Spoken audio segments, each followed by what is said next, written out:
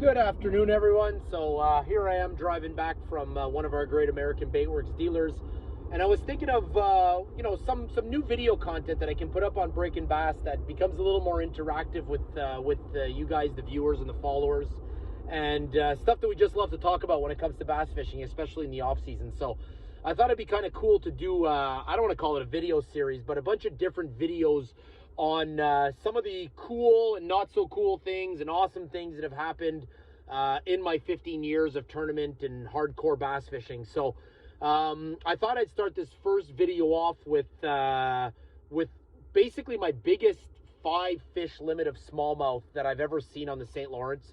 I often get asked questions, what's your biggest bass? What's your biggest limit? What's the biggest fish you've lost? Stuff like that.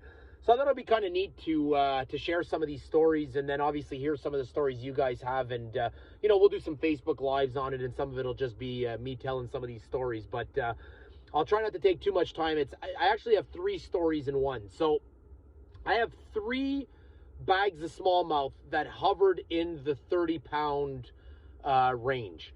2 of them were in tournaments, and 1 of them was on a fun fishing day. So the fun fishing day one is the first big bag of smallmouth that I ever put in the boat, and it was basically a bag that probably hovered right around 30 or 31 pounds. Now, all you guys are gonna laugh when I say that there wasn't a scale in the boat, so I can't validate exactly how heavy the fish were. But it was right when we started deep fishing. Not many guys knew about the deep tube dragging. We were dragging 4-inch tubes in 30, 35 foot of water on shoals. We were just learning how to do it. And one day I called my buddy Aaron and I said, dude, we got to get out on the river. The conditions are perfect. It's flat, calm. It was mid-August, overcast, no rain, no wind. It was just one of those days you want to spend time on the water. And I absolutely hammered him before he got out. He had to do work in the morning and showed up around noon. And I remember calling him and being like, dude, I'm catching so many 4 and 5 pounders. They were big fish. I'll actually try to attach the picture, one of the pictures, into this video so you guys can get an idea of how big the fish were. But I caught one of them that was right around 7 pounds, because I had caught a couple of big 5.5 and 6 pounders before, and this fish literally dwarfed it. So that day, my buddy Aaron probably caught 2 of them over 6. I had one near 7, and we had a bunch of mid 5 to high 5 pounders. It was the craziest day of fishing. They were literally to the point where we actually broke 2 fishing rods on hook sets back then.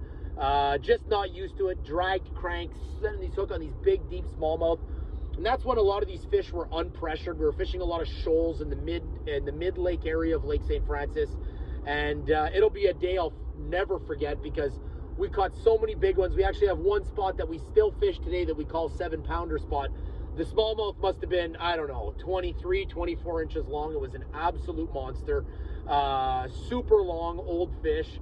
And like I said, that was the biggest bag of smallmouth that's ever come in my boat. The second biggest weight we ever did was on a shootout fishing tournament, which was on opening weekend on the St. Lawrence River out of Brockville. And I remember Nick the night before telling me, hey, you think we're going to do 25 pounds? And I said, if we do 25 pounds, I'm dumping the fish and we're headed back home. I have 15 beds with fish over 5 pounds. So we proceeded to catch a 29-pound bag of smallmouth that day. And believe it or not, we didn't have one single fish that weighed 6 pounds. They were all between 560 and 590 on my scale. And we never had a kicker fish. Believe it or not, we never had a kicker fish weighing over 6, And we ended up finishing that tournament, believe it or not, with a 28.91 pound bag. We finished the tournament in 4th place. So I remember Lenny Devos did 30 pounds, Chris and Corey Johnston did 30, but that was still a 29-pound bag of smallmouth that came in the boat. And probably my most memorable bag of fish was the B1 in 2014, when Nick and I managed to weigh in a 28-pound bag of smallmouth on day 1 of the B1. So we had 2 fish that weighed 685 right on the button.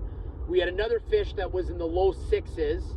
We had a 5.5 pounder, and our small fish was a 3.55 pound smallmouth that day.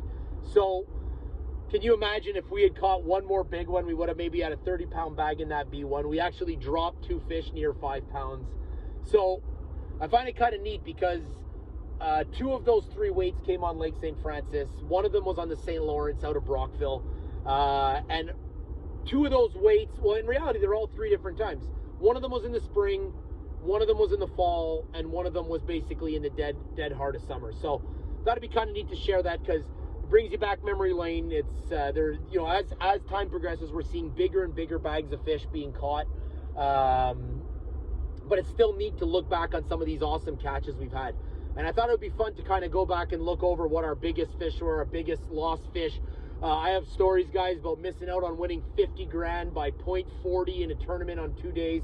So I thought it'd be kind of neat to share some of these stories of the highs and lows of fishing, especially in the off season that's coming up right now. So feel free to comment. Let me know what your craziest bag of fish is. I'd love to hear it.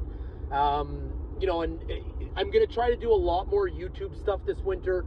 I got some really exciting stuff coming down the pipe for 2023. I can't release it yet because it's not officially finalized, but 2023 is going to be an awesome season on a work front as well as on a professional tournament front as well. So excited to share all those news with you guys, all that news with you guys. But like I said, if you can subscribe to the YouTube channel, like some of the videos, and get some of that momentum going, it's going to encourage me to do a lot more. And if you can like and share the Breaking Bass Facebook page as well, that would be awesome. So I hope all of you guys have a great day. I know ice fishing's ramping up real soon, and I'll try to share a couple of these videos a week if possible.